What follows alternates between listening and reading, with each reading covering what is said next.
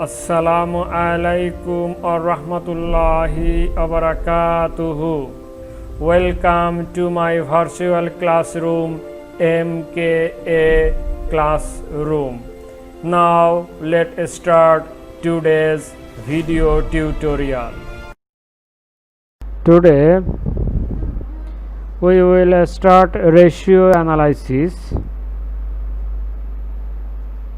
Here we will try to discuss theory portions of ratio analysis, the analysis of the financial statements and interpretations of financial results of a particular period of operations with the help of ratio is termed as ratio analysis.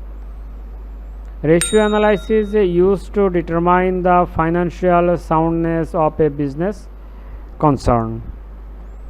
Alexander Wall designed a system of ratio analysis and presented it in a useful form in the year 1909. Meaning and definition. The term ratio refers to the mathematical relationship between any two interrelated variables. In other words, it establishes relationship between two items expressed in the equivalent form.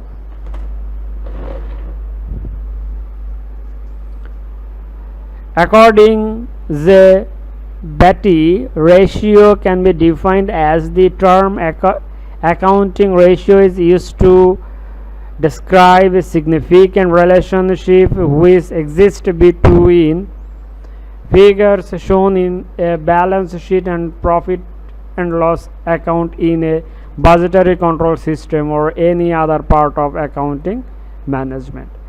Ratio can be used in the form of percentage, quotient, setting, and rates.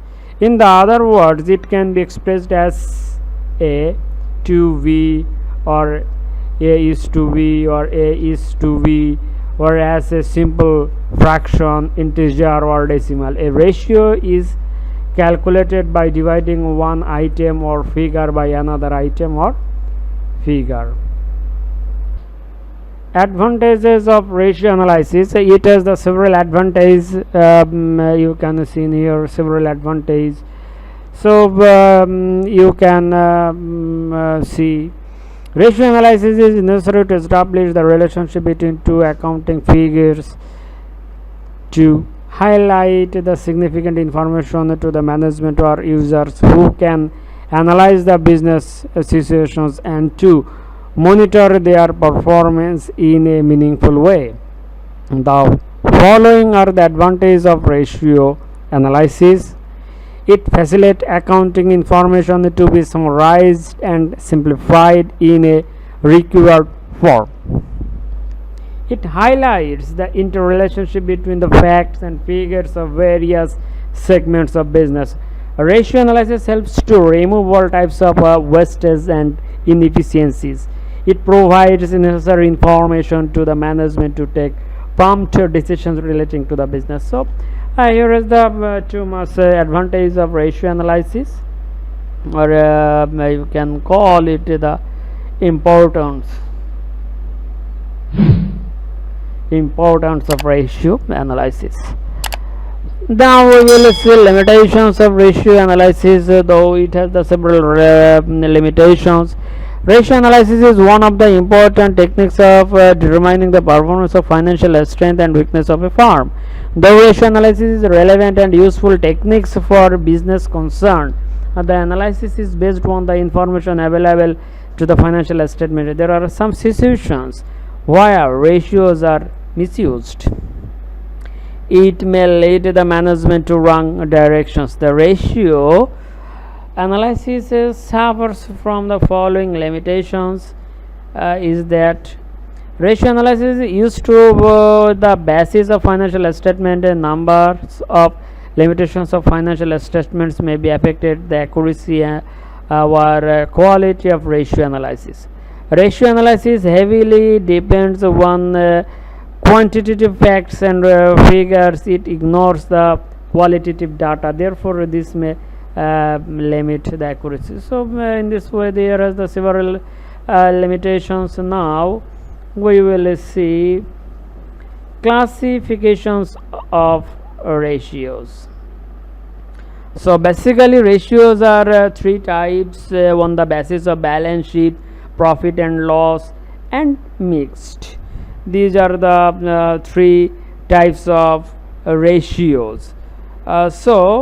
Others, that is only the basis of balance sheet. Balance sheet, that means these ratios, data of these ratios comes from the balance sheet.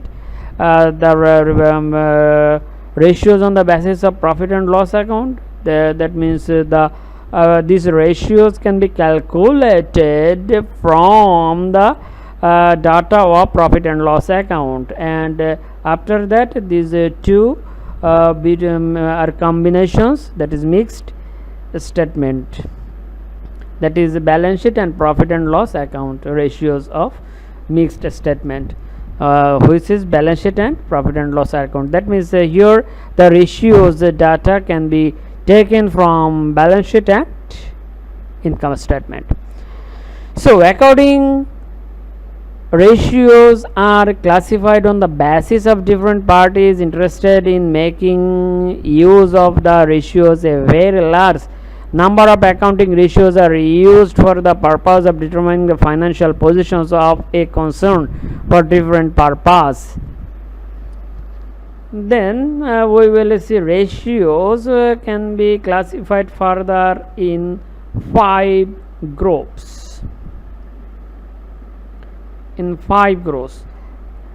Liquidity ratios, profitability ratios, turnover ratios, solvency ratios, and overall profitability ratios. Here we will use the 5 classifications of ratios: liquidity, profitability, turnover, solvency, and overall profitability ratios. These ratios are discussed in here. Classifications on the basis of balance sheet, current ratio, fixed asset ratio, capital gathering ratio, liquidity ratio, income statement ratios, gross profit ratio, operating profit ratio, net profit ratio, and mixed statement, earning per share, turnover ratio, total asset ratio.